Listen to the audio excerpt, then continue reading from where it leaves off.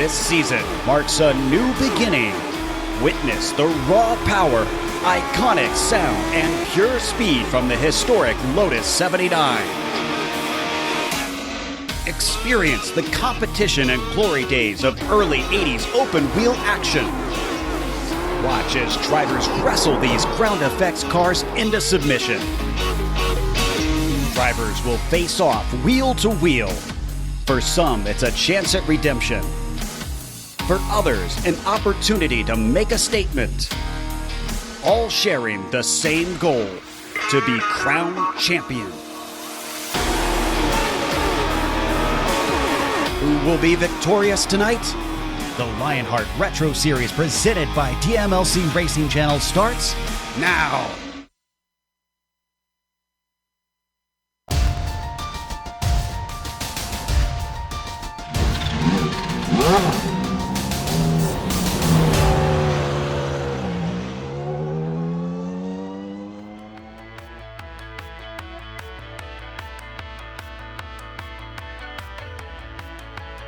We are all gamers, and HyperX is always ready to game. Competition, commitment, excitement. This is Lionheart. From Phillip Island, it's time. Global SimRacing Channel's coverage of Season 4 of the Lionheart Retro Series presented by the DMLC Racing Channel. The Fisch Motors Grand Prix of Phillip Island and all of the simulated retro Lotus 79 action from green flag to victory donuts streams your way right here live as it happens on the iRacing eSports Network. From the land down under and the home of the two most famous crocodiles there ever were, Dundee and Hunter. Welcome to another GSRC broadcast and the Sim Experience Countdown to the Green. Alongside the banker Brian Yazik, I'm Jason Galvin, joining you in the virtual press box for tonight's Fisch Motors Grand Prix of Phillip Island action. Sean Ambrose is our astute director, as always. Fantastic camera angles coming to you right side up from Dougie Beard. Phillip Island Grand Prix circuit is legendary in Australia. The track once hosted the event that eventually became the Bathurst 1000, and tonight it hosts these vintage Formula One cars in a race sure to thrill. Let's give you a tour with our GSRC track guide.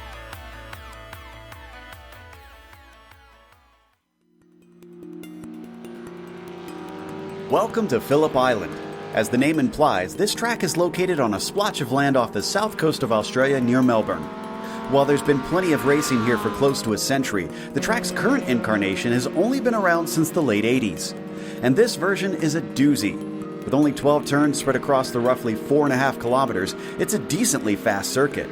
But what really makes this place stand apart is the incredible variety in those few corners.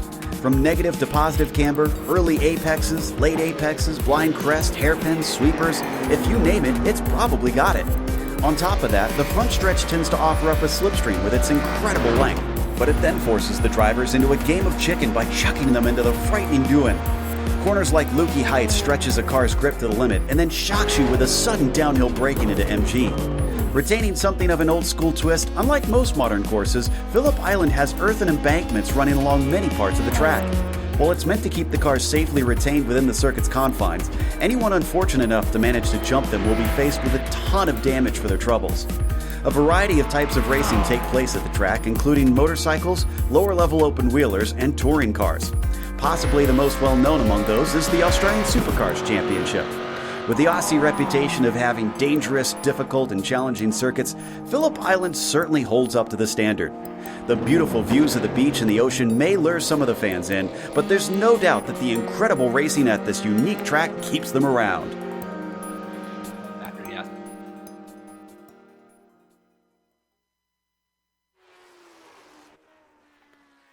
And as we welcome you back in, and we welcome in for the first time my broadcast partner tonight, we call him the banker, Brian Yazik. The first trip down under for the Retro Series here, Yaz. We have run here in the IndyCar. Differing opinions in the broadcast booth here tonight. I love the place. You thought it was the devil down under. Has a little bit of everything. It does. You're absolutely right, Jason. Hello, everybody. Welcome to another wonderful show here on the iRacing Esports Network. fueled by Global SimRacing Channel. There you see on track, it's an odd layout to look at from the top side. Phillip Island, you've got 4 corners to the right, 8 to the left to make up our 12 corners for 2.76 miles or 4.4 kilometers for everybody else in the universe that uses that system. Jason loves the track. It has a feel of a roval. So if you drive the Charlotte Roval, you kind of know that feeling. Or you drive those road courses that really you carry a lot of speed at. Watkins Glen would be a very, very good comparison across the pond to what Phillip Island is. But you see right here that massive front stretch, especially with these Lotuses we've talked about all season, having that massive drag. So you're going to see a lot of passes set up. Think about the sort of action that we saw a couple weeks ago heading up to the final set of corners at Mosport. That's the sort of excitement that you're going to see heading off into turn 1. And remember, kids, all of this countdown degree is brought to you by the Sim Experience AccuForce steering system with the most advanced tuning features on the market. The AccuForce Direct Drive is second to only the Real Thing. To check out the entire Sim Experience line of products, head on over to simexperience.com. Let's take a look at the driver standings presented by DMLC Racing Channel. That is, of course, our title sponsor. Mark Cohn's working on a video right now over in another series that is sure to thrill. Why do I know that? Because Yazik and I just left that series to come over here and broadcast. Let's just say that they're not going to make it to the end of their time limit. We will here, I assure you. Sage Karam leading Ryan Otis right now by 10 points. That's because Otis had a pretty big week last week at Pocono, and Sage got wrecked early. Boy, that could have been even bigger. But remember, Ryan Otis was involved in the last caution of the event, and it cost him possibly a top 5 and a shot at a win. Aaron Morgan, another second-place run last week. That young man is going to break through at some point, and when he does, we're going to have a party like Mark Martin won the NASCAR championship.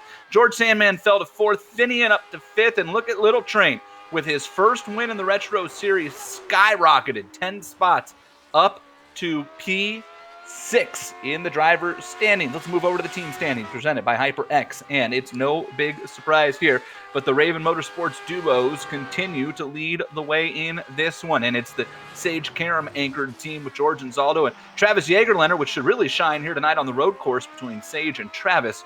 That is in first. James Paulson, Ryan Otis, Dustin Wardlow, just 12 points back as those two teams keep going at it, and Senrock Esports all of a sudden has all sorts of company for P3 with the Ricky Hardin Mardi Gras Tommy Ryan team back there in the 4th position. Moving on and taking a look at the rookie standings presented by Butt Kicker, you'll notice a new name atop the Rookie of the Year standings. That would be our own Chris Reagan, jumping up 3 spots after a very good run last run out. Then you got Jason Bossy there in second. Classy Jason Bossy. Yeah, I didn't forget about that name. Unfortunately, Trevor Malone, luck kind of ran out a little bit as well. And you see Richie Hurd, the big loser, dropping 4 spots with Tommy Ryan. You just mentioned him with that team kind of building the momentum as the year goes on so far. Tommy Ryan, solid 4th spot there. And there's his partner in crime, Ricky Hardin in 6th. Scotty McClendon in 7th with Michael Kangaroo Gray. Hey, a home track race for the Australian driver. And then we've got, you see Bruno Miranda back there.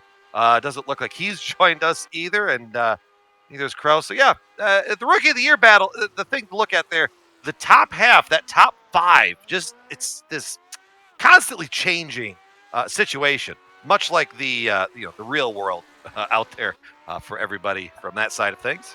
If anybody remembers what Bruno Miranda's last road course race was like, he got all the way to turn 1 and then was and then had nowhere to go. Made it to the scene of the crash. Yeah, maybe Beat he decided the first responders by a solid 15 seconds. Beat everybody, yeah. So maybe he decided to sit this one out, do a count of that. We are in the middle of qualifying right now, and before we look at that, we want to remind you the best of the best in the iRacing World Championships, as well as many of the top private leagues, like this one right here, showcased on the iRacing Esports Network. If you have not done so yet, make sure you subscribe. GSRC is certainly proud to be part of the IESN stable of broadcasters. The Lionheart Racing Series is powered by HyperX, and it is the premier open-wheel racing league in the land. Oversees 2 great series, the Lionheart IndyCar Series presented by First Medical Equipment, and tonight's featured series, the Lionheart Retro Series, presented by the DMLC Racing Channel. Both race in honor of the late and great Dan Weldon. Mentioned that Lotus 79, the Retro Series. Just what is the Retro Series? If you are new here, this is the 4th season that we are running these Lotus 79s. You see, season, we're getting close to that halfway point. This is round 6 of 18 total. 2 teardrops representing the 2 worst finishes. The 2 worst finishes get dropped out. Easy enough for me to say. This is an adjusted fixed setup with the Lionheart resident setup guru, Andrew Kinsella. I know he pops in on chat, so maybe you like it. We give him a nice little shout out there. Cash and prizes totaling $6,671. And I'll tell you what, all of these series details come to us thanks to Minus 273, the premier name in karting gloves. Industry leading gloves, super lightweight, super durable. 2 words you cannot use to describe me. Made of breathable poly spandex. Whether you're a kart, a sim racer, Minus 273 gives you the control to reach victory lane. For more information on Minus 273's full line of gloves and apparel, visit minus273.biz. Don't forget to use the promo code LHRS to get 25%, yes, 25% off of your order. If you're wondering, does breathable poly spandex prevent my hands from smelling like a sweaty football player's shoulder pads in July in Phoenix, Arizona? The answer is yes. And I know this, Brian. Why do I know this? I'm petrified because that was such an oddly specific example. Well, I covered the Arizona State football team when I was in college. And so, Phoenix, 120 degrees and shoulder pads is not fun. But the reason I know this is because I just took my hands out of my Minus 273 gloves after 2 hours of wheeling a slow, obese stock car around Rockingham, and they smell like baby powder. Just go out and buy the gloves now, boys and girls. That's all you need. Get your Minus 273. Absolutely. Hey, we're qualifying, and we got a bit of an upset in the books right now that we're keeping an eye on, because here comes one Sage Karam around. He's not going to get there. I don't think Sage got all his laps in. Checker flag comes out, and Sage Karam did not get to the stripe on his final lap. And guess what? Upset City. For the first time on a road course this year, Sage Karam is not your pole sitter. It is Ryan Otis, the defending series champion. The 1 minute 22.022 second lap. Sage Karam in P2, followed by Chris Reagan. What a run for Chris Reagan. He'll start P3 after his first podium a week ago, and his teammate Richie Hearn starts right next to him. Little Train, last week's winner, Lionel Callisto, carrying the momentum over to a 5th place start next to George Sandman, our winner in the season opener. Pat Dodson sits in 7th. David Clymer in it. Pat Dodson's in 7th. Wow, I just screamed right through that. Pat Dodson, welcome to the top 10. That's a great qualifying run for Pat. David Clymer will start 8th. Tommy Ryan and Glassy Jason Bossy finish out the top 10. In row number 6, Scott Holmes on the inside. The Candyman, Dustin Wardlow to his outside with James Paulson. Scotty McClendon making up the next row back.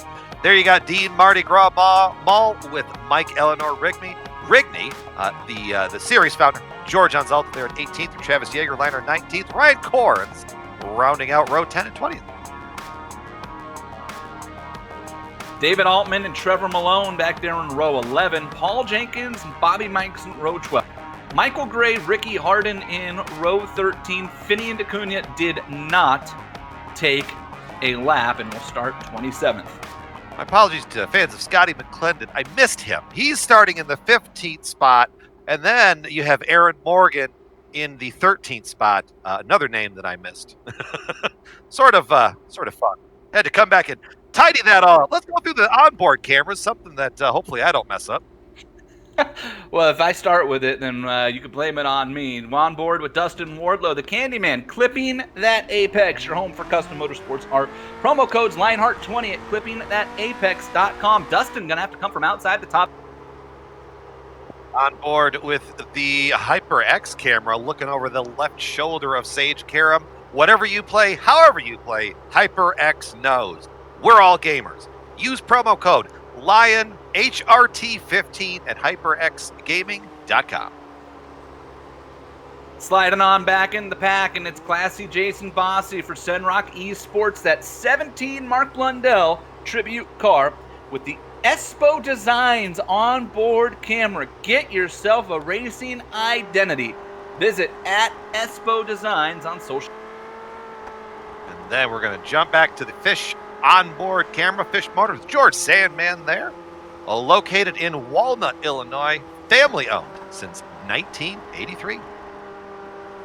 Big thank you to Ron Hacker, who is a staple of the Lionheart Racing Series and a competitor in both series throughout his career. Not running tonight, but over on the IndyCar side. Brought the Fisch Motorsports, or Fisch Motors sponsorship to us. Ron does so much for the league at our yearly Iowa meetup in July as well. Cars are rolling around right now. And currently coming out of Siberia, and they'll go under the first bridge here, up through turn 7 to the left, and then they'll curve back to 8, and then they'll climb the hill to Lukey Heights. Lukey there. Beautiful, beautiful camera shot. To turn 9, this is Lukey Heights. They come around and then like falling off the edge of the earth down into turn 10 and 11. And look at that camera shot. Boy, does that not give you an idea. Boy, that really, yeah, you feel that holding the steering wheel. You come, because that corner that they're coming off of, that left, you're screaming. Oh, Sage Karam's off the track on the pace lap. Oh! It caught Sage off guard even. Back up, going back through the field there a little bit. That's going to be an off track, so there goes any shot at a clean race for Sage at a track that otherwise is pretty easy to get one at, so he's going to lose a bonus point right off. And here we go. Pace car peels off, and Ryan Otis is on it, and Sage Karam was not ready. Boy, Ryan Otis screaming out of the gate. Sage Karam's under attack already from Chris Reagan. Reagan's got the inside advantage as they head off towards Duhan in turn number 1. Otis, the leader. Reagan inside of Karam, going to try to make it stick, and Chris Reagan's going to take P2 for now, but Sage able to fight back. Look at them wheel to wheel as they come through here in turn 2. Side by side, row upon row down that front stretch. These long sweeping camera angles really showing it. There's your battle for the second spot. You see Sage under fire. A little bit of shuffling back there with Aaron Morgan. Here's a good fun right-hander getting the speed built up. Oh, we got problems. Tommy Ryan got rear-ended. Cars scattering everywhere. One off in sand. I think that may have been that Sandman back there. Got caught up and swept out to the right. Well, that got out of shape real quick. Pat Dodson was actually the first car around in this. And Pat got rear-ended by George Sandman getting down into the corner. Boy, so Sandman, a championship contender, has some damage. We'll go back and look at it when we get a chance. Wasn't Tommy Ryan. I thought that was the car. There's a black and yellow car. I thought it was. And it was Dodson, and there might have been some net code involved. We can go back and take a look whenever we're ready with our director here, as we've managed to get clean back to the start-finish to complete lap 1. Dodson looks like he's going to get away pretty clean. Look at that battle for the second spot. Sage Karam, Chris Reagan, side by side into turn 1. Give the preferred position to Sage. Sage under fire very early. I think the early part of this race might have that driver a little rattled. Well, it's not been often that Sage Karam has been challenged. And look, Richie Hearn's right there as well, as they all dropped tires coming out of the corner. Woo! Here's a good passing opportunity. Pull in. I think Reagan's just going to kind of follow. Sage all out of shape. Reagan's going to have a chance. Couldn't get the power down. Boy, Sage was really sideways there getting into Honda corner. You know, I'm wondering if Sage has some kind of hardware problem with the pedals or something. It just, the car just seems way too unstable. By you know, we watched him all these years, or all these races. The car just seems very quirky for Sage. Remember, he went off on the pace lap right here in this corner. Could be battling some mechanical demons there. Ryan Otis has said, see you guys. Adios. He's already on the plane back to California, so he's going to be 16 hours ahead here. All right, let's take a look at lap 1 and the chaos down in Honda corner. And it started with Pat Dodson and George Sandman, and we are going to start things off with Sandman in the HPP simulation entry. And here's a look. This is lap 1. And here's Dodson in the Sim Experience car. Dodson comes out. Now there's Sandman, and you're going to ride on the roll bar of George Sandman. Dodson tries to make a move here, and Sandman just mistimes it, Yaz. It looks like, and then maybe probably add a little bit of extra brake on there, maybe thinking that move wasn't going to work. Something happened because there was just that rapid deceleration. Bunch of cars spun off behind them there. In fact, we've got cars that are in the pits out. Ryan Corns was the Blundell Tribute Senrock car that you saw around. Ryan Corns has retired from this race. Bobby Mikes has also called it quits. Paul Jenkins went off, by the way, in turn 2 and is currently the last car running. Everybody else seems to have gotten away with it. If you're wondering what happened to Sandman, he's all the way back to 21st. You talk about some ground to make up. If you're George Sandman, and we're looking at the battle for 5th with David Clymer leading the little train, Lionel Callisto, and then Jason Bossi right behind him. You know, you look at this battle and you look at probably the extra confidence that Callisto, you heard it in his voice in the last race. Just that relief. He finally got that monkey off of his back. Look for the 97, I think, to really start putting some good runs together. Having to take this very defensive line down the front stretch with Jason Bossi there, taking the classy way by. Just get a little bit of draft, stiff on through, and off into turn 1, you've made the pass. I mean, that's your primary passing spot around here, especially if you're faster than that car ahead of you, because then you can use the tricky parts, the left and the right, to get away from the driver that can't handle. Sage Karam dropped a wheel and turned sideways. Sorry, Brian, didn't want to cut you off. Boy, he almost lost it. That would have been the end of his race if that thing turned around because there's a tire barrier. And take a look at this. It's allowed both Reagan and Richie to catch right. Just getting it out there. And that corner is tricky because it does fall away. Oh. Good save. Quick on the wheel, you have to be there if you're Sage Karam. And you know this car doesn't like to be unloaded, so you can't come all the way out of the throttle, Brian. You and I talk about that a lot, especially on the ovals, but it's true on the road course as well. If you lift fully and it's not straight in a braking zone, you're going around. Yeah, just the way that the car just goes. We see it so often. You lift out and just something in the whole inside of everything just doesn't really like that. You know, kind of when you eat the questionable gas station sushi and your insides don't enjoy that experience, I kind of think the same experience over that way. Yeah, California, we don't buy the gas station sushi. We got too many good restaurants around, sir. Just for the record. I come from a town with one restaurant. Yeah, and no ocean. Sage Karam trying to hold off Reagan. Reagan's got inside position here. Sage can be able to cut him off a little bit. Now let's see if Reagan get the power down. Nope, look at Sage starting to pull away as they get the corner exit. Boy, keep it off of that line though, Sage. See, because out there is where the speed is. You have to carry that momentum. It's really, the fastest way to get around here at Phillip Island. And this is the other unfortunately, where you have to carry the momentum. Yeah, to carry that momentum, you got to run it out right near the dirt. You see how hung out Sage had that thing coming out of Honda. Boy, that thing was sideways. It was slideways coming out of turn 4. Might be swatting flies in the cockpit of that number 2 machine. Coming out the back, look at the heat coming off of the motor of that L79. See what Chris Reagan can do here. Boy, Richie Hearns, a nice job right behind him, sticking with the team. Up front, and this is up front, this is second place. Ryan Otis has quite literally checked out of this one. I mean, look at that. We're on lap 5 coming to 6, and you couldn't see second place coming out of the corner behind him. I mean, Ryan Otis is gone, folks. And he's clicking off 122s like it's nothing, and Sage is in the mid-123s. Impressive battle shaping up back here for the second spot as well. Otis, he's got all the best view of it. He's far away from this.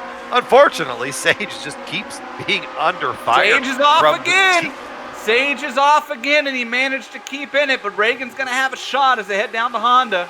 Oh, defensive maneuver from Sage going through that corner. Here comes Reagan to the inside. Boy, Reagan gave him a lot of room there to the point that Richie Hearn had to drive kind of defensively as well. Boy, Sage is really pushing it here, and I'm a little surprised to see that coming off a week in which a Triple Crown race that he was involved in an incident and dropped out of the race. He had some computer issues, I do believe, last race. And so Sage has used, you would think, one of his drops, at least in his mind, and he's really pushing this here to hold on to P2 with Ryan Otis leading. And as a result, boy, I mean, you think this is so uncharacteristic from Sage Karam, and he's actually, it appears, holding up Chris Reagan and Richie Hearn to the point that that battle behind them, David Clymer and Jason Bossy, they have caught this group. Yeah, you're going to start watching this get real interesting, especially as Bossy and Wardlow are going to start pulling that draft back there. Sorry, not Wardlow. That was a little bit too far back. David Clymer at the back end of that trade. Oh, here comes Richie with the power move to the outside. Outside of turn 1, which puts you to the inside of turn 2. And Richie Hearn up to the 3rd spot. Great move by Richie Hearn on his teammate, and Bossy able to lop off some more time to these guys. Jason Bossy, you were just on board. That Espo Design's on board. He's the 2nd quickest car on the track right now. And further back, Little Train around Dustin Wardlow and up to the 7th position. Aaron Morgan up to the top 10 now and right behind Tommy Ryan as well. So we got action all over the track here at Phillip Island. We're on lap 7 flying through this one as we head on board with Aaron Morgan. And that's Tommy Ryan just in front of him. Aaron Morgan qualified back in 13th. He's up 3 spots. Doing what Aaron Morgan does. Just silently goes to work and puts the laps in. Doesn't make mistakes, takes advantage of others, and next thing you know, he'll be up in the top 5. It feels like every race, that's how it goes for Aaron.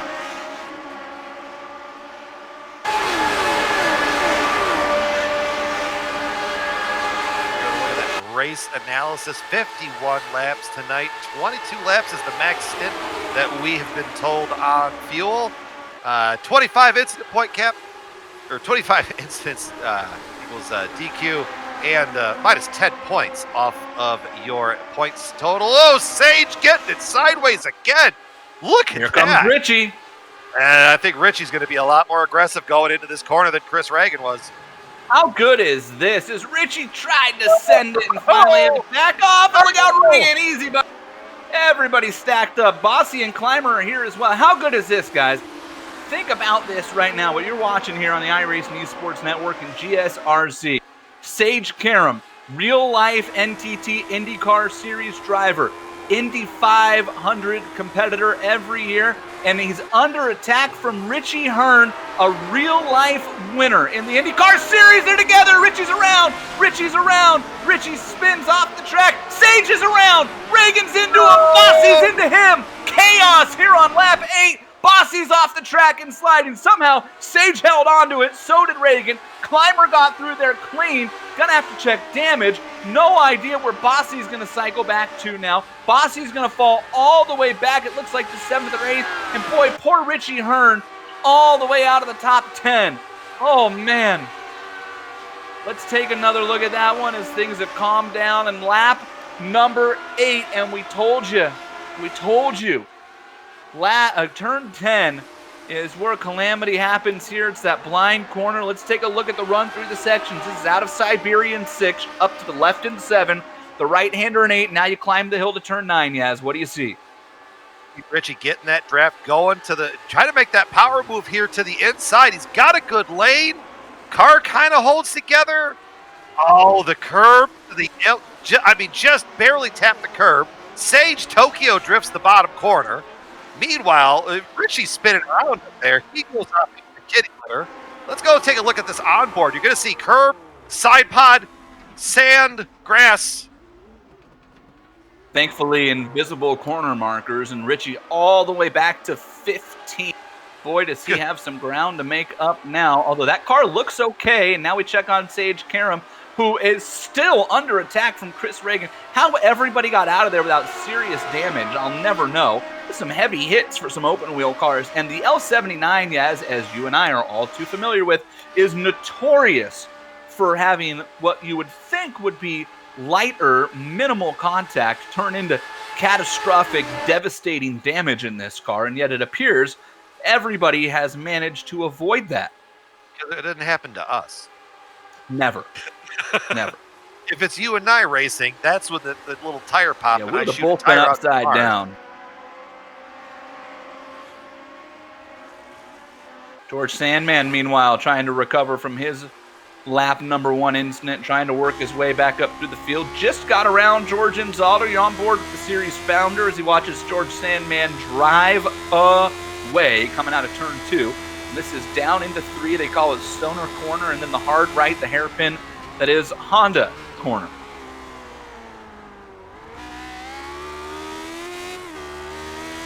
Beautiful onboard looking up ahead.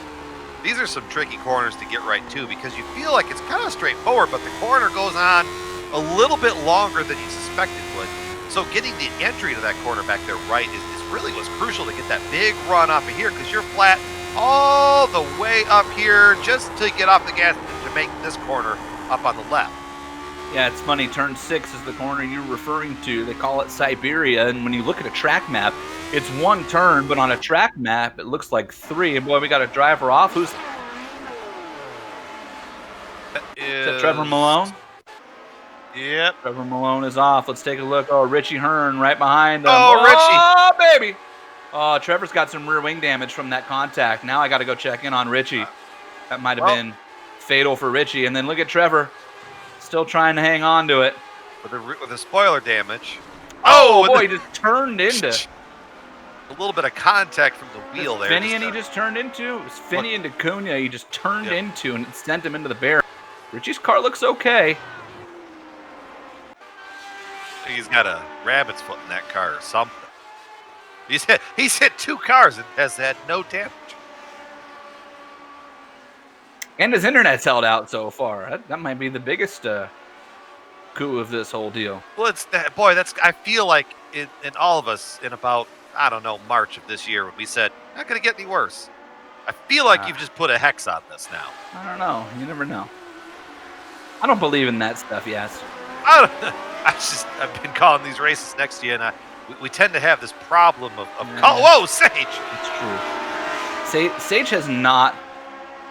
It's like he angered the right rear tire on lap 1, and it's like it's got too much heat in it. Like you got it that hot, it's not gripping, and then every time you drift it more, you're adding more heat into that tire. Here comes Reagan again. Boy, I think Chris Reagan made a mistake there, Brian. He pulled out so early.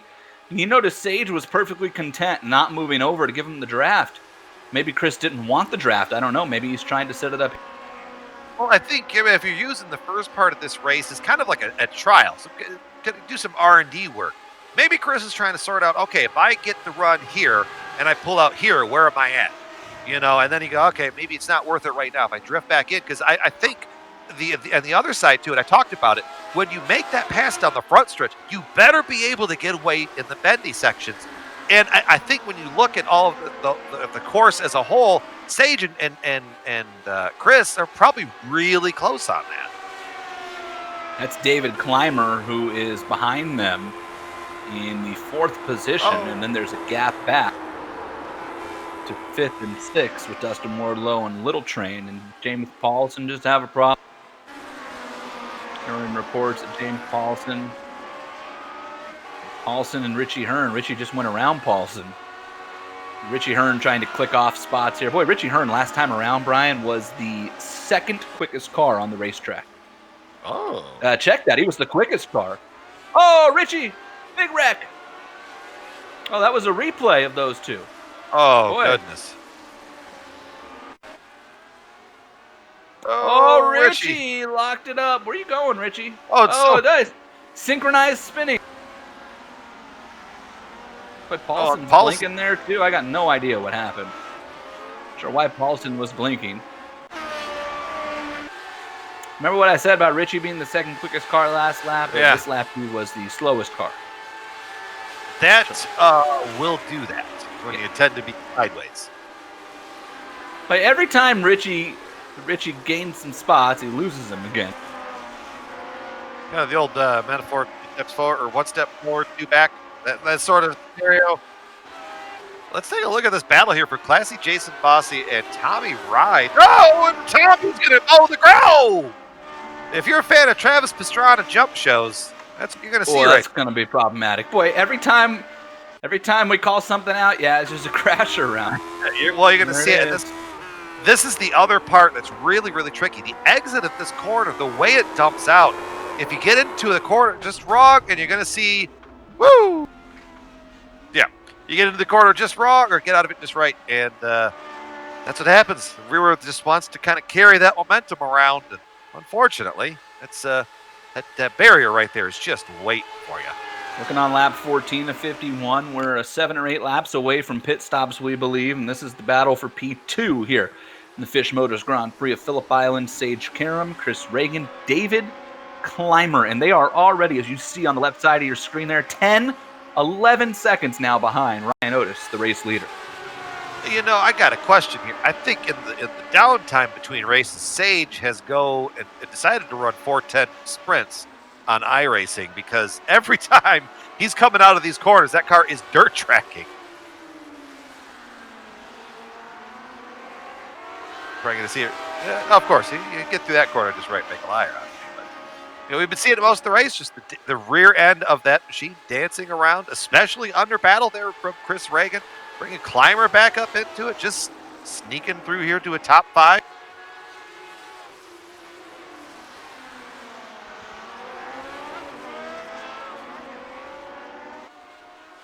Richie, I bet you Richie is driving through the red mist of war. You know, just the moves he's making, he's just got to climb back and get to. Because think about it, you're battling for second spot, and now you're back in 15th. As a driver, after spinning out 3 times, hitting 3 cars, you still have no damage. I don't know if he knows that yet. Oh, there's the connection.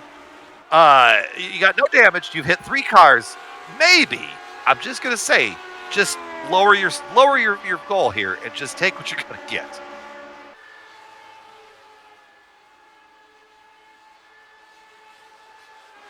Let's go take a look back up at the battle for second yet again.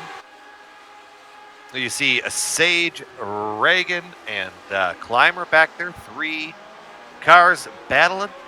This is pretty much the best battle that we're seeing on track. Let's just kind of keep our eyes going. We're going to go on board here with Clymer. You're going to kind of see where Tommy Ryan fell out right there as you get the corner of that exit.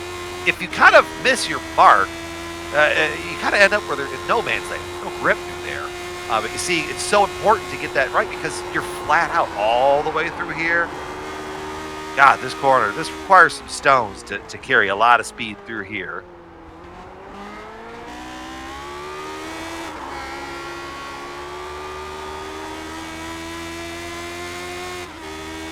Meanwhile, you know who's quietly gaining ground here yet? I guess Aaron Morgan.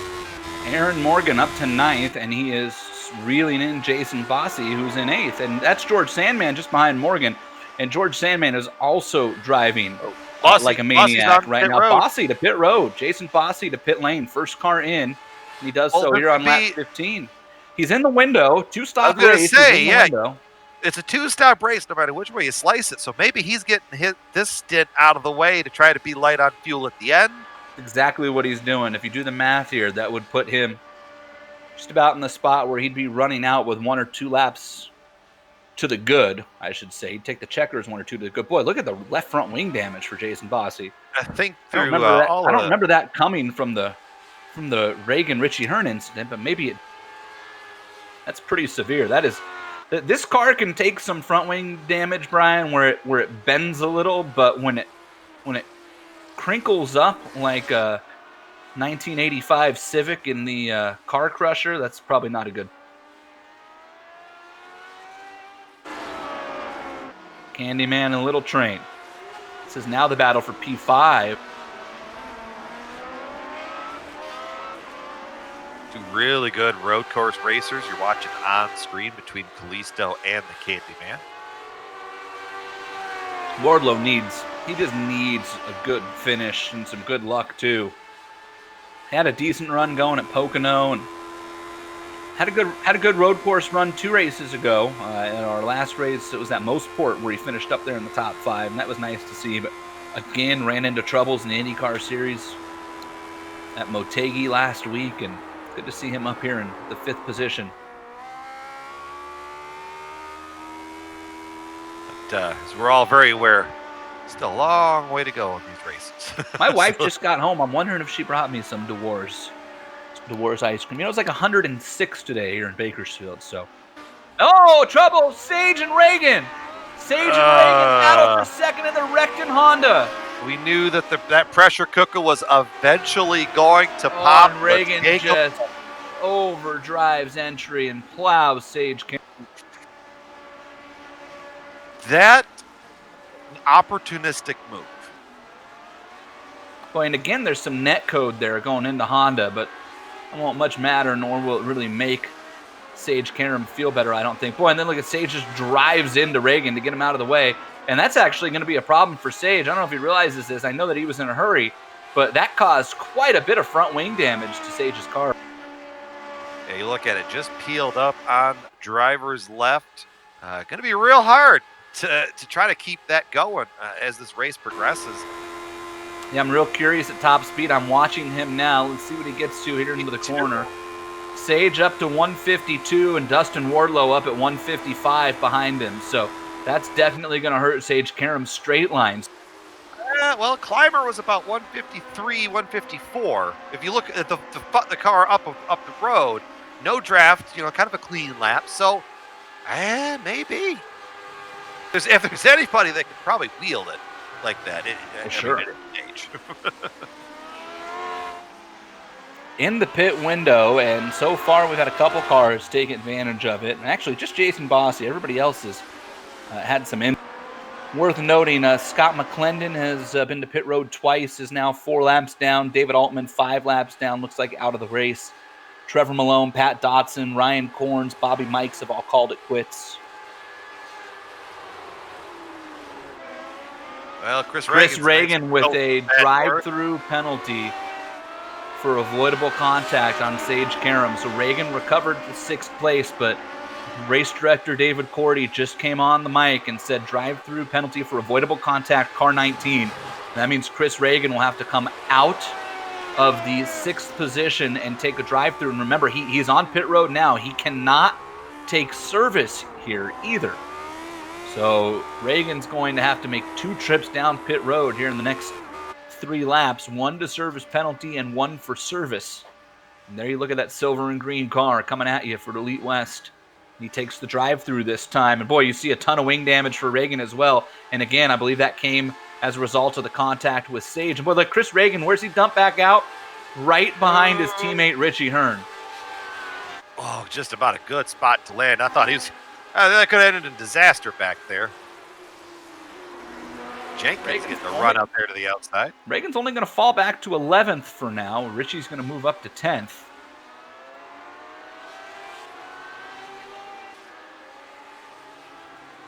Richie Hearn's climbed back into the top 10 after falling all the way down to 16th or 17th. Coming up on pit stops for most of the cars in the field. Still looking at Ryan Otis. Is he going to come this time? No, he's not. In fact, he's already to turn 1. Having some connection issues there. He's blinking in and out for all of us. 15-second lead will do those things. Sage Karam to pit road. Sage Karam pits. Unfortunately for Sage, front wing damage is not fixable in this car. It's not even an optional repair. It's not like they'll beat it back out a little bit and kind of make it a little better. What you do to the front wing, you have done to the front wing for good. Sad, Sage pulls in the pit. I really feel like the spirit of the Lotus 79 would be to bring it down pit road and some mechanic with a cigarette hanging off of his mouth and beat it with a wood mallet back into place, look at you and go, good enough, mate, get out there. That is so true. So true. Sage is out. Let's see where he cycles through. Boy, don't wreck it coming off of pit road. Holy, driving it. Pissed off Batman is Sage Karam, and I don't blame him. Sage comes out for now, and he's behind Travis Jägerlener and James Paulson. But that'll really make you steaming mad when you look up and Chris Reagan's ahead of you after that. But remind you, Chris Reagan still needs to pit for fuel, which they tell me will be a problem. Yeah, you can't make it to the end of these races without fueling once. Generally. Usually. Kind of like that scene in Dodgeball when he puts the blindfold on. Yeah, he has lost his ability to see. It's a bold strategy, Cotton. Let's see if it pays off for him. Nobody takes this time up front. Let's go back. Let's go. Hey, let's go take a look at P10, I guess. George Anzaldo to pit lane out of 8th. Oh, Chris Reagan was in the 10th boy, spot. A lot of cars He's coming in. Boy, everybody coming. Reagan, Jenkins, Finian. Speeding time.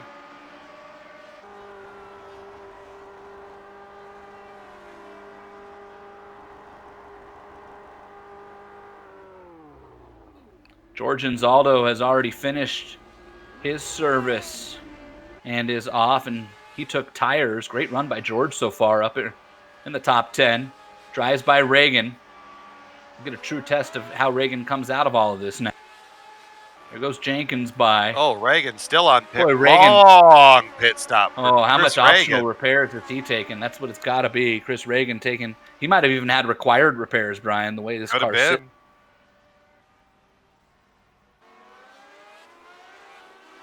Sage Karam is up to 11th. He's the highest running of cars that have pit. And here comes your leader, Ryan Otis, to pit road. Pole sitter Ryan Otis has led every lap so far. Yeah, that wasn't no speeding penalty for Reagan, right? 41, 42 seconds. That has to be road. required repairs. Has to be. 50 seconds of optionals if you don't have to. Ryan Otis down and away.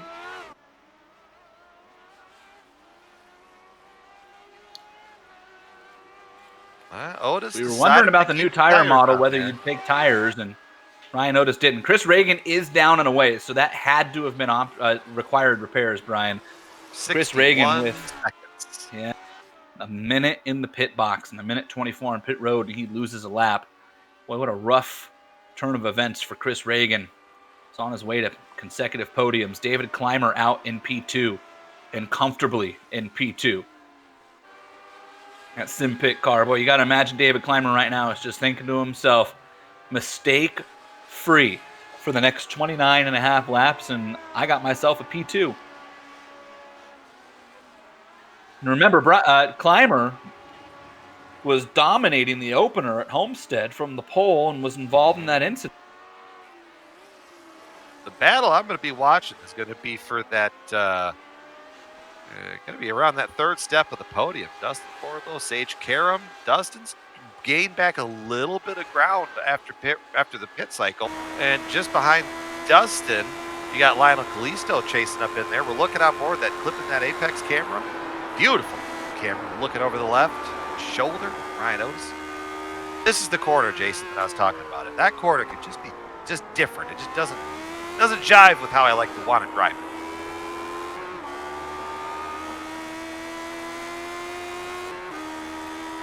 Just a smooth run for the Candyman, who's got to be thinking to himself right now, just put a little bit of gap between myself and Little Train and then start working on chipping away for...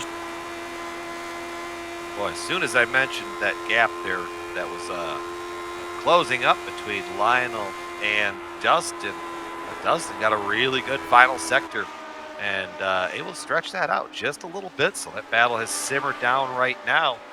But it's Sage Karam. I don't know. He's off again, but just ran the fastest lap of anybody on track last time by. So Sage very well might at that pace might catch back up to Clymer. It's interesting that Clymer's pace has slowed so much, but even more so that Ryan Otis has really taken his foot off the throttle here. Well, when you have a 18 or 15-second lead, that tends to make things a little easier. You're gonna see this battle for second. It's spread out right now, but I promise you, boys and girls, it's gonna come back together. The way that they're going, Sage will have Clymer caught in one more lap as far as lap times are running. Now let's see what Clymer runs this time around. That might even out a little bit now that they've all gotten off a pit road and gotten some heat back into the tires. Clymer comes across, and there it is. That's much. So that might have just been what it was. Ryan Otis as well was back into the 123s he has. I wonder if that first lap out on tires that cooled down on pit road if you didn't take them, and heavy fuel. It's just a slow lap because they have certainly picked the pace back up.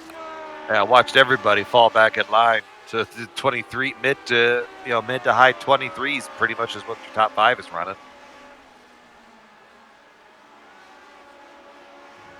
Mike Rigney, David Clymer just went by.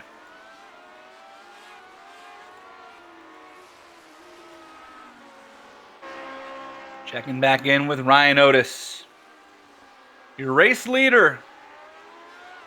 Simply dominating so far for the defending series champion, the Oregonian, the time attack expert in real life, and has to feel a little bit like time attack right now for Ryan Otis as we close in on halfway here at the Fisch Motors Grand Prix of Phillip Island. We'll take a break and be back the second half of this one in the conclusion.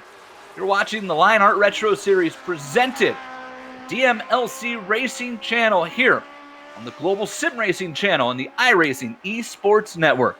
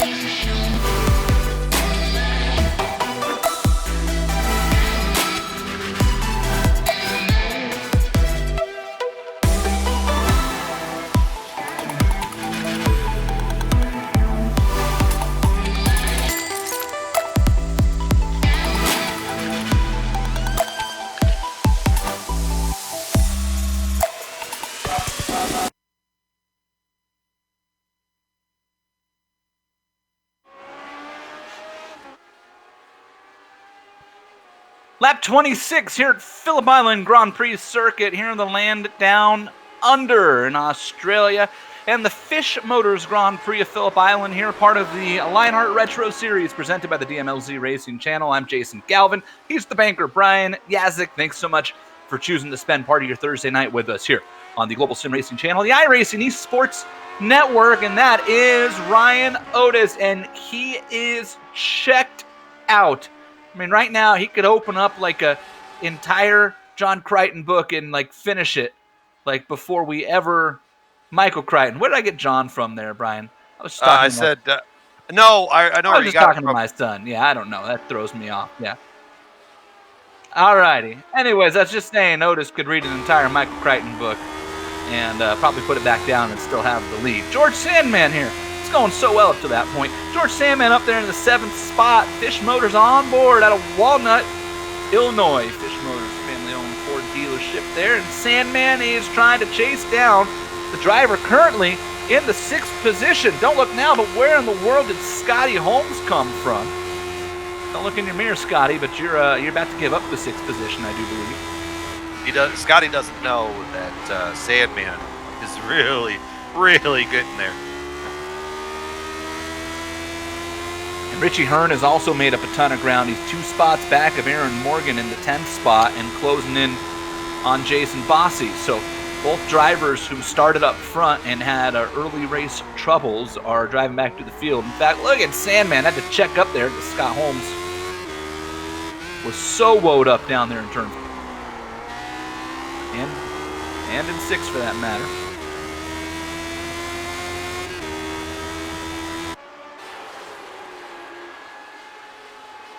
coming up through 7 and 8, the S's into Lukey Heights, turn 9.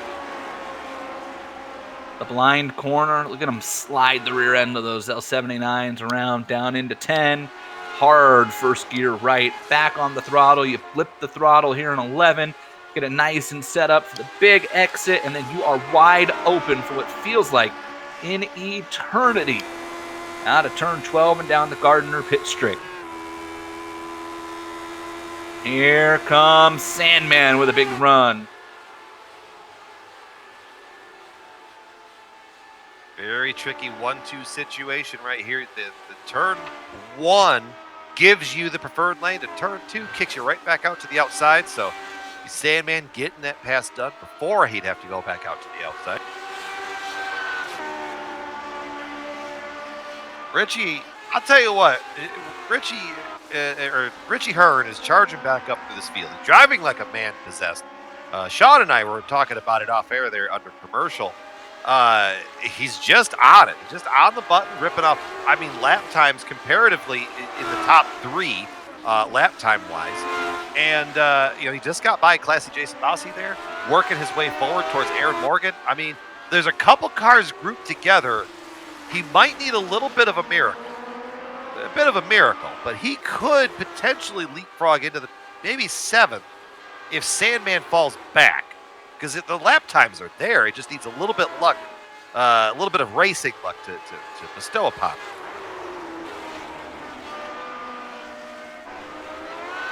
Medal on screen right now between Sandman and Holmes. There we go. We just really wanted to show you pit entrance right there. So, there you see Scotty Holmes making a run at it, going down there into turn 1. It's just the turn 1 and 2, like this whole front half of the track, I love. Just how much speed you have to carry and how precise your lines have to be. It's the second half of the track that I really that's what grinds me. It's good to know if we ever run here again that I know what part of the track to push you in, yeah? Yeah. Don't worry, if Barber's any indication, I'll be behind you now, so we'll be all right. You spend more than your Lexus on a sim racing rig than you expect to be better than 21st place. I accomplished that at Barber. I got all the way up to P20. Whereas my pedals are bolted to a piece of wood underneath my rear end. That's the end. That's the both ends of sim racing, boys and girls. Hey, but your pedals are better than mine, so. Yeah, that's true. I've got like a rat rod. It doesn't look good from the outside. Under the hood that's where it's at. All that ever matters. By the way, we've had a couple other drivers going to drop out here. I don't know what happened. Mardi Gras, Dean Mall has did a do for the evening. 2 weeks after he darn near stole the show at Pocono, and then we all know how that ended for Mardi Gras. I know he felt terrible about that, but I'm not sure anybody really blamed him for trying to make a race-winning move with a couple laps. Travis Jagerleiner and the man we call Jorge. Georgian's off. Let's see what they're doing right now. Two from that boy, Georgian's Auto. Hello, pit road. Well, I guess are we in the window? Let me do the math here. We're going 51. 22 laps. We're in the window.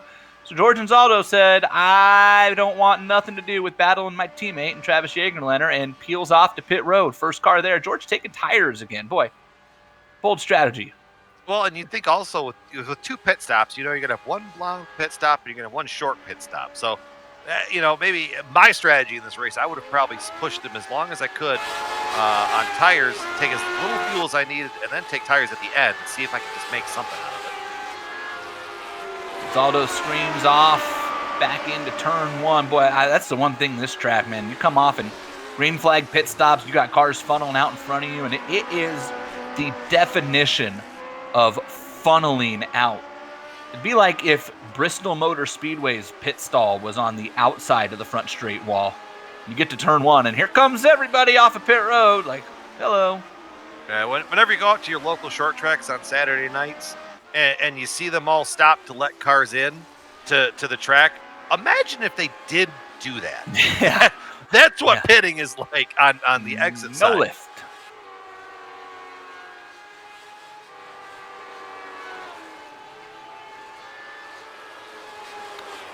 I notice out for a Thursday evening stroll right now. That's right. It is Thursday for all of us in pandemic. Forgotten what day of the week it is. Yeah, exactly. I've lost track of what day it is. But don't worry, it is Thursday. I think we're in month, what is it, April-tober? And I think it's the 39th. You could probably get some people to believe that right now, honestly. Paul Jenkins. Have you seen social media? It doesn't take much to get people to believe anything. That's a fair point. Fair point. P.T. Barnum was born in the wrong era. I'm going to say that.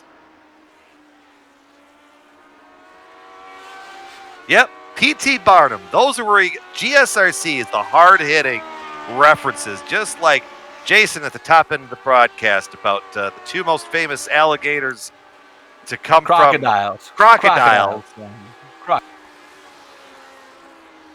Look, I'm just out doing the crocodile ride. Look, we're not in Florida. We're not talking about alligators, okay? If this is Florida, is there? Carol. This looks nothing like Sebring, okay? No, nothing not really. like Sebring, and I don't see Carol's husband walking around. Funny, you don't see him walking around much anymore. Well, the first one or the second one? It's debatable. Checking in on David Clymer there. P2, that 46 car. What a great run this is here for one Mr. David Clymer. One win in his career came last year, the biggest race at Indianapolis. And guess what? We're going to Indianapolis next for some road racing action in both this series and the IndyCar series. The month of June has turned into Lionheart's month of May, so to speak, as we run at the Indianapolis Motor Speedway road course for both the Retro and IndyCar series. And then both series will run at the Indianapolis Motor Speedway Oval for their biggest events of the year at the end of the month. Retro Series on Thursday, June 25th, and the IndyCar Series on that Sunday after. Well, and the exciting part about the IndyCar Series, so we run Indy Road first, and then the very next week we're all back for qualifying. That's right. Yes, Wednesday night. Qualifying on right out here on YouTube's, as the kids on say. GSRC, yeah. So that's going to be exciting. Traditional Indianapolis qualifying for the first time in Lionheart history. 4 laps, single car, average of your 4 laps qualifying. That's going to be a blast. That's going to be a race that I wish that you could hear the internal chat, because there would be endless amounts of you-know-what talking between every single car, between some of the heavy hitters in qualifying. We'll go out and throw down a big old lap and get back on Discord. Use less than adult words, those sorts of things. Yeah, I'm sure the team Discord channels are going to be the place to hang out during. I know ours is. It's going to be a fun party there in the LPM chat.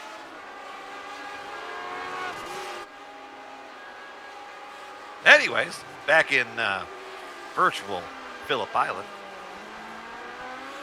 Ryan Otis just chilling out, going for a nice little drive, and that showing everybody in the field and you at home why he has that number 1 plate, that number 1 number. You're defending champion from last season, and races like this, performances like this, you see how just that quiet, fast consistency.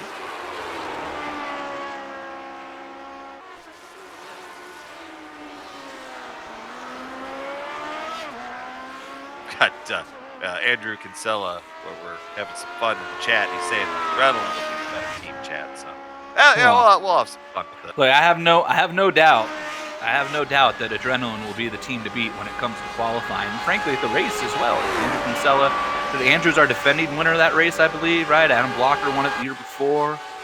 Chris Stouffer, Joe Branch, Tony Schoen are always good at those races. So I have no doubt that will be the team to keep an eye on in both qualifying and the race. But think about the Lionheart series, Brian. If you go back and look at the fixed Indianapolis 500 that iRacing did for the first time this year, there was a whole lot of Lionheart represented at the top of the charts in several races, in several splits. And that included some of those guys we talked about in Sage Karam, you and I both. So I think the Indy 500 for Lionheart this year is going to be something special. There's probably a legitimate 10 to 12 cars that are going to be really, really, really competitive, and that'll make that race a lot of fun. Of course, last year I came home 5th or 6th, and they were like 4 wide in front of me at the checkered flag. Sage Karam? Uh-oh. Sage Karam have an issue? Did he drop? He has manually disconnected after wadding it up on pit road entry. Whoa! Boy, that is huge news. Oh, he was all out of shape that entire pit entry. You know those the couple of shows that were called Seconds Before Disaster? Yeah, Seconds from Disaster. Yeah, watch. You'll see what I mean. Oh, man. Look, if he was off before he even got to pit road, then Seconds he was before disaster. on it. Oh, tick, tick, tick, tick. I did. Good driver, though. He tried fighting that thing to the very end. Oh, he did. He drove it all the way to the end. Wow. What a change in the Retro Series Championship battle.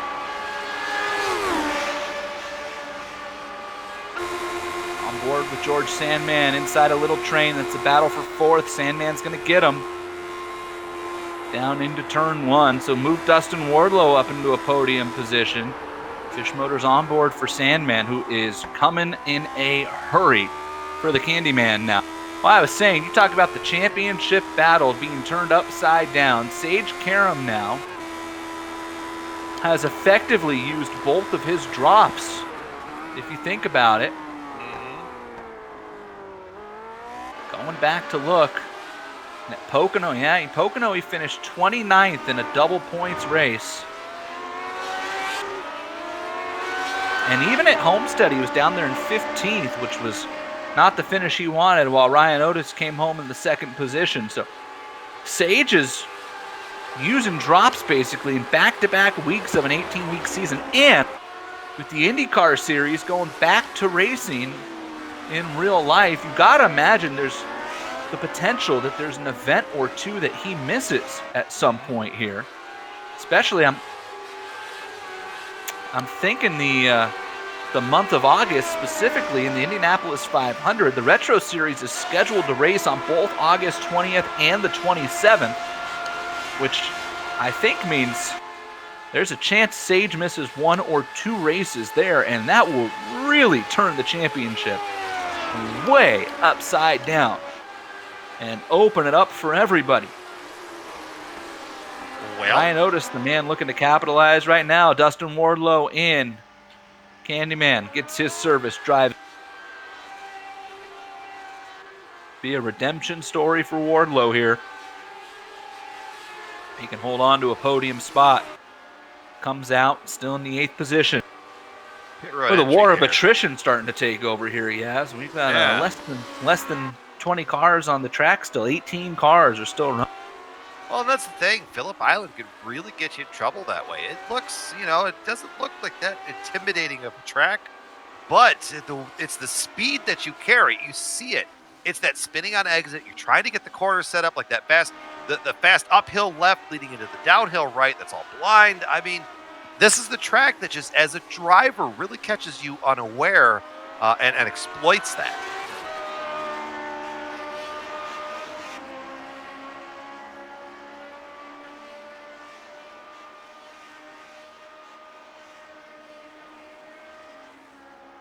Watching the Candyman cut around the Phillip Island Raceway circuit, if you will.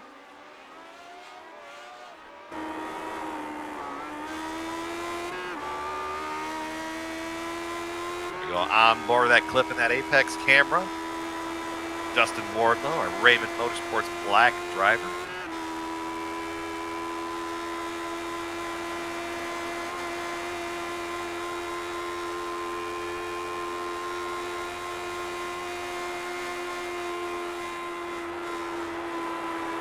Listening to that motor scream down the front stretch.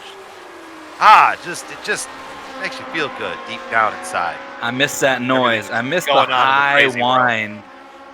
The high whine of race, whether it be the turbocharged cars of the 90s we loved, or these naturally aspirated machines that just scream. And that's something you miss in modern day race cars with the RPM control and horsepower limits and the dependence on aero.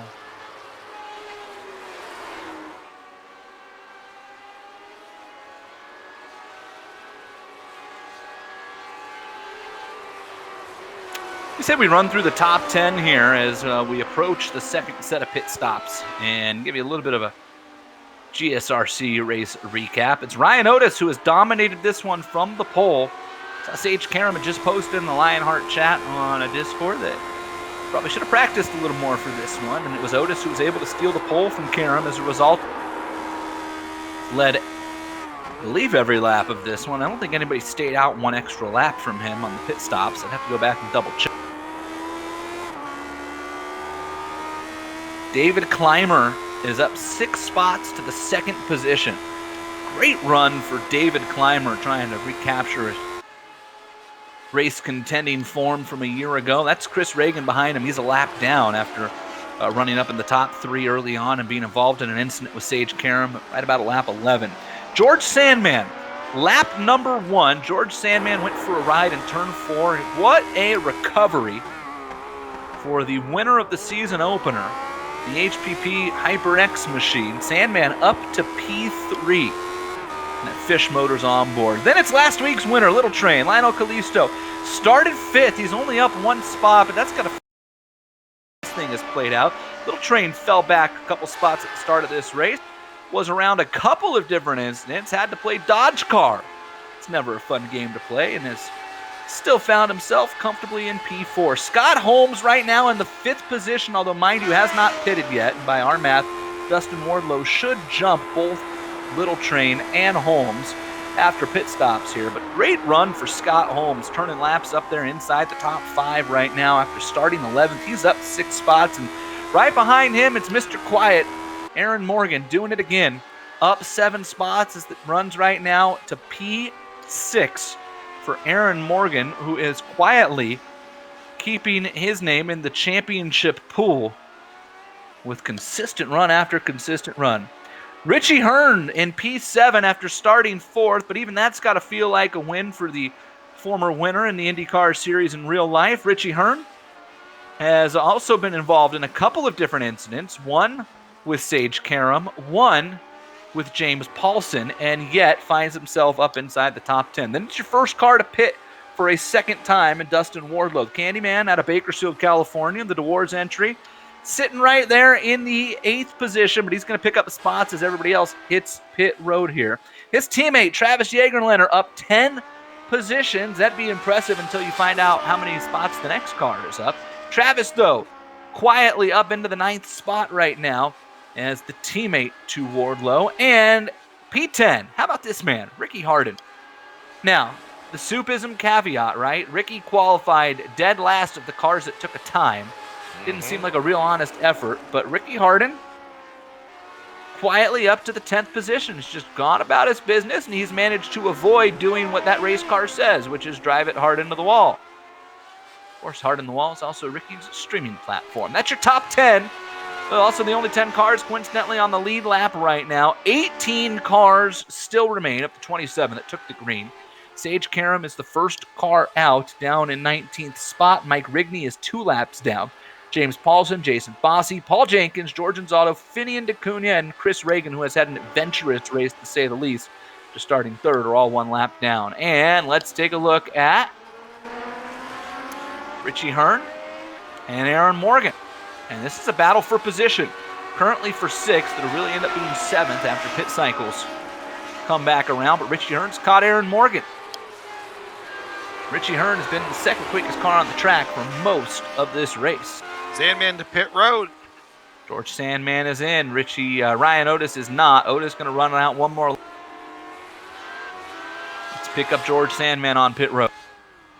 See some of the cars that are further down, a lap down on pit road there. Chris Reagan was just in. Finning DeCunha, Michael Gray as well. You're on board with Sandman. As he slides into his stall, looks good, does not jack it up, so no tires for George Sandman. Start counting it down here. 3, 2, and off he goes. George Sandman, 7.4 second pit stop as it's timed out on our GSRC timing and scoring. He'll scream off a pit road. Let's see where Sandman slots in right now. Will Dustin Wardlow get around him? Boy, it's going to be a battle into one, and the answer is no. Sandman gaps Wardlow quite a bit. Boy, Wardlow could barely even see him. Wow. Ryan Otis to pit road. Your leader is on pit road for the final time with 9 laps remaining.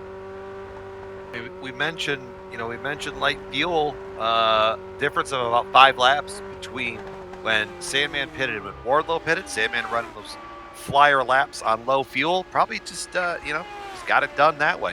Pit stop time was about the same.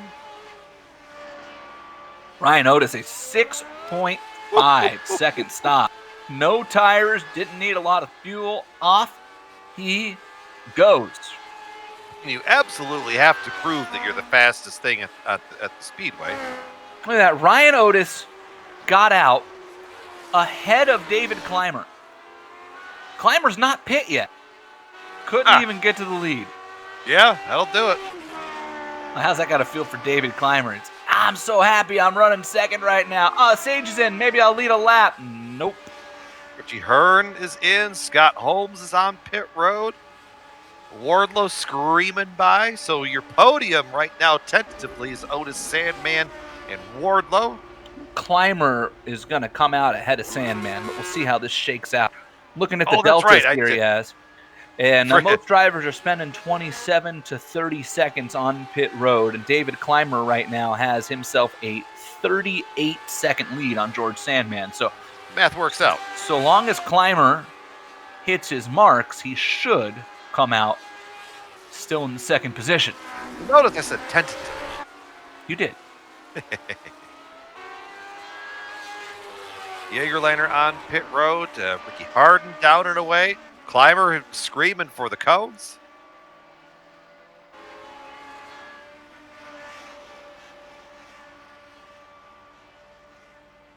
That pit road, it's strange because you have to really hustle the car. You're screaming on the pit road, and then the cones start way back around that corner. So you get wound down. Wow!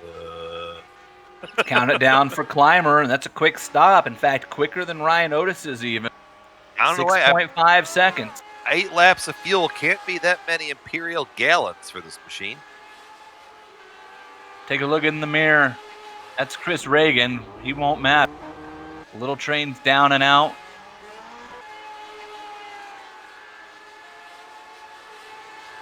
George Sandman goes around Little Train, and now here comes Wardlow. That's going to become a battle for 4th. As Little Train dumps out in front of Wardlow.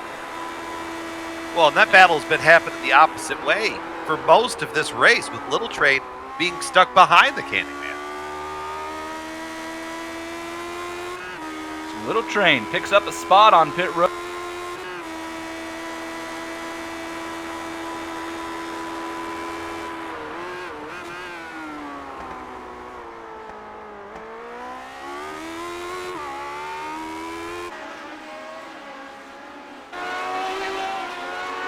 Pit stops are complete. Everybody can make it from here. Everybody's been to pit. You got what you got. 7 laps to go.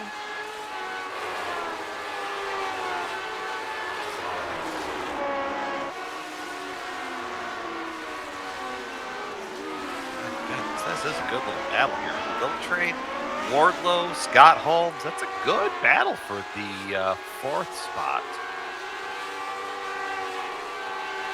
And Sandman's still in the picture. A mistake would drop him right back pretty quickly. There's somebody else on pit road. Is that Mike Rigney back to pit road again? It was Michael Gray, the Racing Kangaroo. Michael Gray at his home track on pit road. He's the driver profile here for tonight.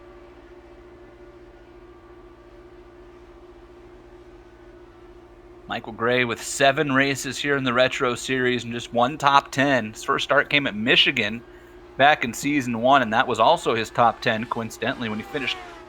Met a driver who's won in the Lionheart IndyCar series before. Stepped away from Lionheart for a while, back in now, running the Retro Series. Not a lot of experience in this car. Just got to imagine he had an idea that tonight would go better than it currently is. On pit road late.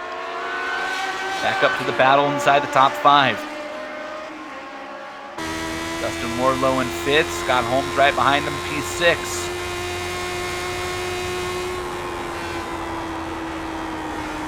Scott Holmes, boy, last lap around was in the 122s, 122.9 for Scott Holmes.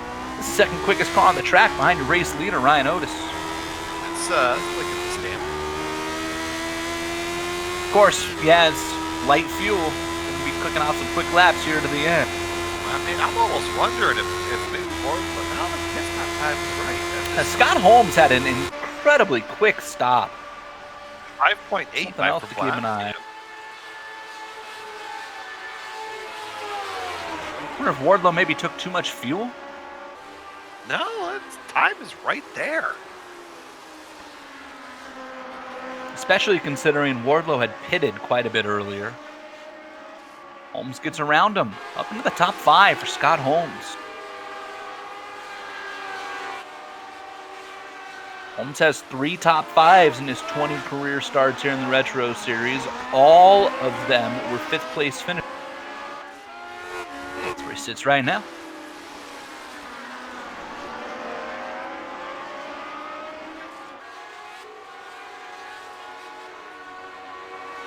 Right, the best battle you're going to see on track right here.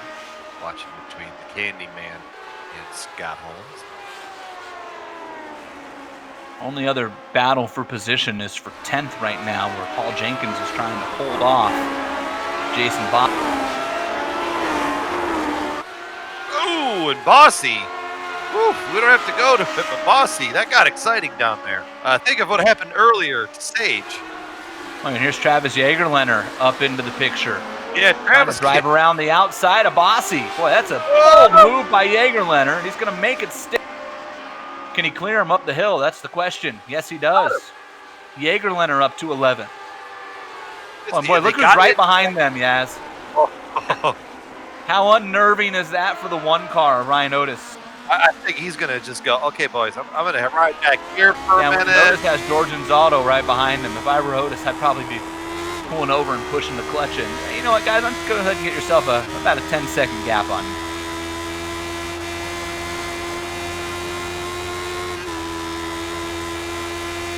Big run down the front here. Huge run. Look at the draft. Bossy has that front wing damage as well, so that's not helping his straightaway speed. Well, he's going to drive on to the corner. Hello. Bossy's within his right there. He's running for position, but boy, Ryan Otis just has to be thinking to himself, like, please don't make a mistake. Please don't make a mistake. Otis will certainly get him here. Look at Ryan kind of darting around, like, which way am I going to go? Go to the inside here. On the brakes. Bossy's got to give him the spot. Nice job by Ryan Otis. That was textbook right there. Almost brought George Anzaldo with him.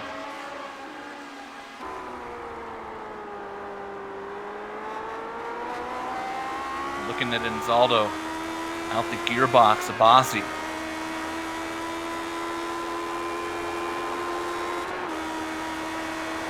Up the hill they go. Here comes Anzaldo creeping in. Back down the hill. All the way down to first gear. Anzaldo gets right up to him, but Bossy gets the run out of the corner. And George missed that one, so he's going to, it's like forfeit the opportunity to make a run at Bossy. Back to Holmes and Wardlow. Battle for 5th. Back Little Train right there as well. Holmes is starting to reel in Little Train. Knocked off 4/10 last lap, and Wardlow was quicker than both of them. So the Candyman's found some rhythm again.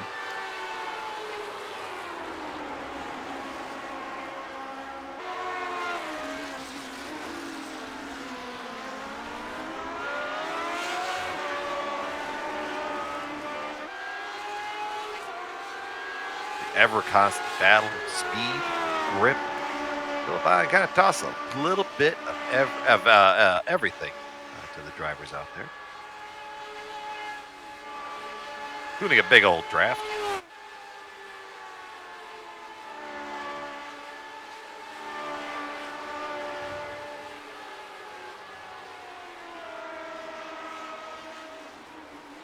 Still the best battle.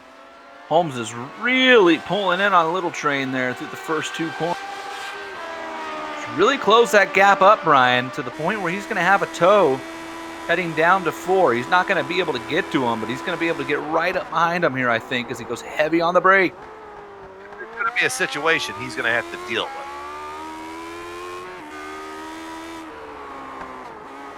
He's brought Wardlow with him. Different lines here through 6, and up the hill they start to go.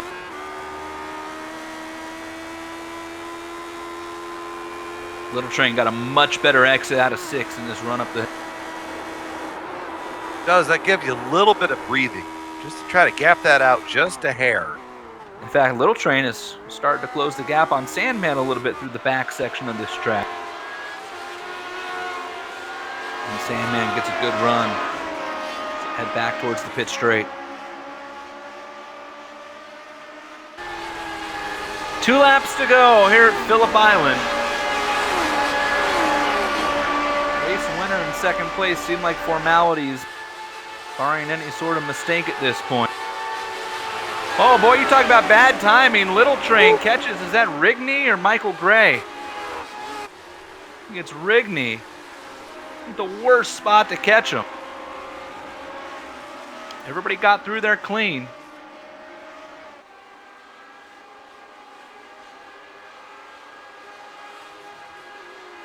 Checking in on our race leader and tell you how far ahead he is of everybody. Ryan Otis already onto the straight, pit straight. Scott Holmes is off in turn 4. Ryan Otis takes the white flag, and Scott Holmes is the first to blink in that battle within the top 5, and he did it all on his own. Getting real aggressive in there. And then once you slide out there to the grass, it's just no man's land. And it's just, especially as the wheel that you've got dialed into it to try to get through that corner. Let's go back here. This battle for 7th just picked up big time. Aaron Morgan has it. Richie Hearn wants it.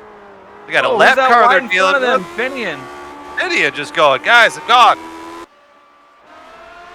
Oh, big wreck! Big wreck on the front straight. Holmes was in that. It's Little Train. Oh, man. What? Scott Holmes has plowed into Little Train on the white flag. We're going to have to look at it after the checkers. Boy, Scott Holmes' car is destroyed. Ryan Otis coming around the backside of the track. We'll take a look at it after Ryan Otis takes the checkers. We promise we will not go away from that one. Simply dominating for your defending series champion, and for the 6th time in his career, Ryan Otis will take the checkered flag, and he does it in the debut of Phillip Island for the Retro Series. Ryan Otis wins the Fisch Motors Grand Prix of Phillip Island. David Clymer comfortably in the 2nd spot. Morgan and Hearn going at it. Richie's still got a chance to get him. David Clymer comes out of the final corner and will secure the 2nd position. George Sandman's going to take 3rd. Dustin Wardlow 4th, and this is now a battle for P5 between Hearn and Morgan. Pretty Herculean effort for Hearn to get up there, though. He's not going to get him. Aaron Morgan got out of the final corner clean. It would take the draft of all drafts for Richie to get him. He's starting to catch him, but he's going to run out of time. Aaron Morgan holds on for 5th over Richie Hearn. All right, let's take you back and look at what happened with Little Train, who comes home P7, that led to the incident with Scott Holmes. And it comes on the white flag. Oh, it was just starting to get drifted there.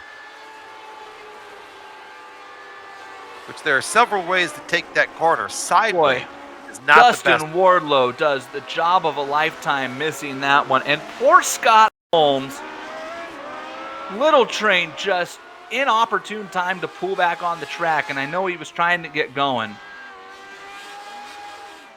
But he pulls back out. Look at this. He pulls back out and Rigney goes wide and Scott Holmes didn't know where to go. Man, you got to feel for Scott Holmes on that one. Oof. Let's go on board here with Scott Holmes. Wear your Hans device, folks. Oh. That was a no-win situation. He was going to T-bow one of the cars there. Just, oof. Boy, Scott Holmes, as a result of that, Brian, falls all the way down to 13th. He did not get to the white flag, and as a result, Paul Jenkins, Travis Yeager-Leonard, Jason Bossi, and George Ansaldo all cleared him. Let's go to the race results.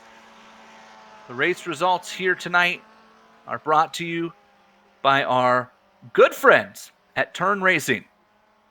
Merging the gap between real and sim racing, use the promo code Lionheart10 at turnracing.com. By almost 31 seconds, Ryan Otis takes the checkered flag here in the Retro Series at Phillip Island. David Clymer with a second place finish. A great run for Clymer here. George Sandman rebounds from being turned around on lap 1 to finish on the podium in third. Dustin Wardlow, a nice clean race, comes home in the 4th position. And finally, P5 goes to Aaron Morgan. Richie Hearn, Lionel Callisto, James Paulson, Paul Jenkins, the first car a lap down, and Travis Yeager-Leonard sneaks into the top 10. In the 11th spot, classy Jason Bossi, George Ansaldo in the 12th spot. Scott Holmes, we just covered it at the end. Just an unfortunate end of that race. You run 50 laps, really good. Unfortunately, 51 laps is where we're at. Ricky Harden in the 14th spot with Chris Reagan in 15th. 16th to Finian Ducana. Michael Kangaroo Gray there in the 17th spot with 18th going to Rigney. Sage Karam after just not a good race. Sitting there in the 19th spot. Dean Mardi Gras Mall in 20th. Tommy Ryan, Scott McClendon, David Altman, Trevor Malone, Pat Dotson, Ryan Corns, Bobby Mikes. That's how the finishing order shakes out here. And you are watching the Fisch Motors Grand Prix of Phillip Island and the HyperX post-race show. The Lionheart Racing Series is powered by HyperX. When you're trying to claw your way to the top of the podium like Ryan Otis did tonight, pays to have the ultra-comfortable, high-quality headset. Gives you the audio information you need to grab the checkered flag. From high-performance DRAM and SSDs to outstanding microphones, accurate mice, responsive keyboards, the legendary cloud line of gaming headsets like Brian and I are both wearing right now, HyperX makes the gaming gear you need to succeed. Casual or pro, no matter your creed, color, or culture, we're all gamers, and HyperX is always ready to game. Use the promo code LionHRT15. That's LionHRT, the number's 15, at HyperXGaming.com for 15% off of your order today. Well, let's bring him in. He is your race winner in the Sim Experience Victory Lane. Ryan Otis, a stunning, dominating win for you here tonight, Ryan. Your 6th win and your 33rd top 5 in 44 starts in this car, the defending series champion, and you were untouchable in this one. What was the secret? Well, just many, I guess hundreds of laps of practice. I put in a lot of time just trying to make sure I brought my A game, because I was expecting Sage to bring his A game, and I was expecting it to be a knife fight up there the whole time, but I guess he was a little short on practice this week, and I think he got tangled up or something, mixing it up with the guys. But I feel like I'm spent. It probably looked boring from where I was, but man, I was doing my best to drive the wheels off that thing and try to keep it all pointed in the right direction. Yeah, our apologies, Ryan. We didn't spend a whole lot of time watching you in this. Yeah, I understand that.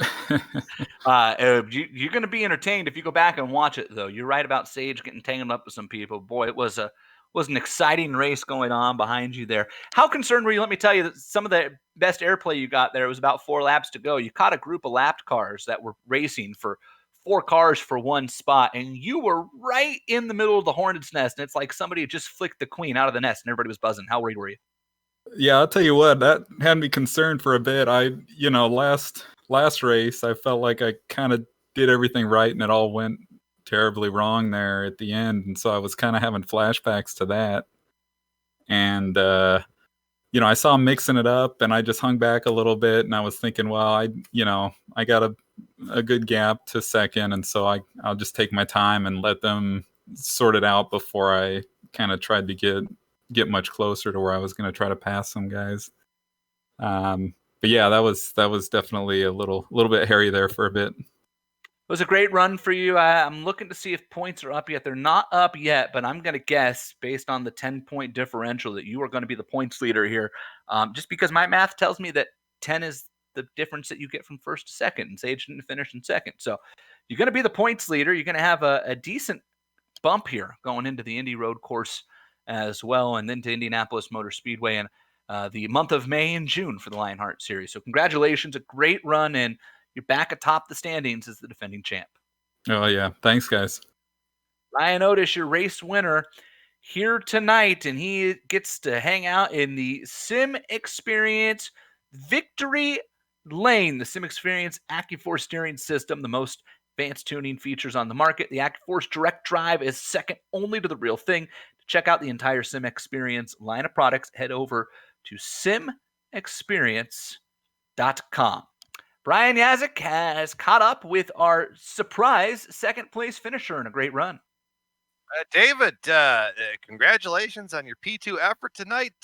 Just kind of fell into your lap that way, didn't it? Yeah, I had some decent pace tonight, but I definitely didn't see a top podium finish. Kind of lucked into it, stayed out of trouble. Solid option. I mean, after this has got to feel a little bit good, especially after the way the season started, all the sitting on pole at Homestead, leading all their laps, and we won't talk about that. But then at least the racing gods smiled upon you tonight. Yeah, they did. It was cool. It definitely felt like a little bit of redemption. Yeah, it seems like every year I have a hard time getting started out, so hopefully it'll be like last year where I'll get on a run here midway through. I mean, Tony Stewart, he used to get good in the middle of the summer. Huh? It's very possible. We're going to Indy Road next. Think you can make it happen? I'm going to do my best. This is a good step in the right direction. All right. Hey, anyone you want to give a quick shout out to?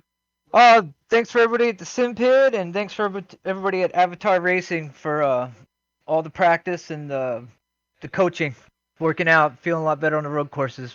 And I can't wait for some more ovals. Sounds good, David. We'll catch you on down the road a couple weeks at Indy. All right, thank you. Thank you. That was David Clymer. Just as fast as he arrived at the podium, bam, in and out of the interview booth. He's ready to go celebrate. Galvin, what do we got? David Clymer, like an expert there. And I tell you who was an expert on passing cars tonight. It was this man, P3, the HPP car. For George Sandman, your winner at the first race of the year, and all the way back up now to P3 in the point standings after a string of bad luck there, George. You talk about an adventurous night. You could write a novel about the way this race went for you, but you still ended up on. Yeah, I never would have imagined that. After I don't know what exactly happened on that first lap. So I think somebody tried to push me up on top of Pat. Sorry about that, Pat. But yeah, it gained a few positions there, and I lost a lot of positions. And then there was some other stuff that happened and gained about 4 or 5 of them back, and then just had to start popping them off one at a time. And it was kind of more fun that way. I wish I could have been up at the front fighting with those guys, but trying to go through the field was really tough. Yeah, it was certainly fun to watch. We got a chance to watch you kind of zig and zag through some cars there, and you got to the end of this one, and you had that battle going on with Dustin Wardlow and Little Train, Scotty Holmes. I mean, that had to be fun for you when you get back up there, and sometimes, I've been in situations where you get wrecked early and you drive back through and you kind of blow by the cars you're better than, but you got up to some really good drivers, some race-winning drivers, and had some great runs there at the end of this race. that made it feel that much more fun. I got kind of a little upset at dropping back because I've had problems in the last few races, and it just seemed like, oh, here we go again. So I just kept my head down and tried to stick with it and just try to run some consistent laps. I actually took the last couple of days off. I was getting frustrated, so I had to actually step away. So I'm glad it worked out the way it did. Certainly glad it worked out the way that it did, George. And as a result of this, as mentioned, you're all the way up now to third in points. You're just 3 points out of second and 31 points out of the lead. And we got a double points race at Indianapolis coming up 2 events from now. We get the road course next and then the oval after that. So you're certainly still plenty within striking distance of Ryan Otis, and you're just behind Sage Karam now up there. You guys have established yourself as 3 of the stars of this series. Congratulations on that. Oh, thank you very much. I'd like to thank my sponsor, HPP Simulations, my team, Orion Race Team. Thank Lionheart for putting this on, HyperX for the great sponsorship of the series, and GSRC for the great broadcast. Thank you very much, George. Sandman, it's that beautiful 06 HPP car on your screen there. Great run for Sandman tonight, able to drive up through the field and come home still with a podium finish. Well, that's going to do it for us here from Phillip Island. Want to thank our sponsors here, the DMLC Racing Channel. If you're looking for entertaining sim racing content, DMLC Racing Channel is the place you want to go. Follow 2019 Lionheart Retro Series Driver of the Year, Mark Cohn's escapades as he battles for wins and avoids wrecks with his cat-like reflexes, providing commentary sure to make you laugh, cry, maybe a little bit of both. DMLC Racing Channels on YouTube or Facebook. HyperX, whatever you play, however you play it, HyperX knows. For all gamers, again, the promo code is LionHRT15. HyperXGaming.com. Sim experience, it's second only to the real thing. I can attest to it. I have one.